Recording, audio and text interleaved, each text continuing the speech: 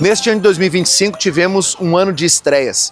Primeira eleição, primeiro ano de mandato e também uma oportunidade que Caxias nos permitiu de representá-la à altura daquilo que a nossa cidade merece.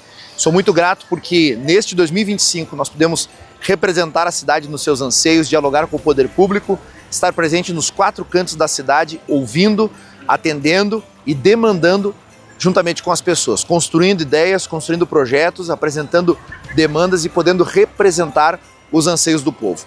Esperamos que esse 2025 possa ter também alcançado a sua vida e de alguma forma ter sido tocado e transformado pelo projeto que nós prestamos na Câmara de Vereadores enquanto vereador de Caxias do Sul. Que esse 2026 possa renascer e recomeçar com a esperança do nosso Natal. Jesus Cristo nasceu, está vivo e é razão de esperança e salvação para o mundo. Eu espero que a sua família, você, seus amigos e as pessoas que você ama e tem por perto possam ter um abençoado e próspero 2026, que seja um ano de novas oportunidades para alcançarmos aquilo que esse 2025 não nos permitiu. E do poder público, que nós esperamos são serviços de qualidade à altura daquilo que o caxiense merece.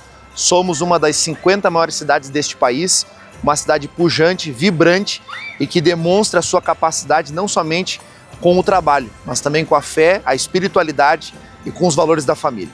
Que você possa ser abençoado por Deus e possa, de fato, conquistar e fazer acontecer este 2026. Que Deus te abençoe e um próspero ano novo.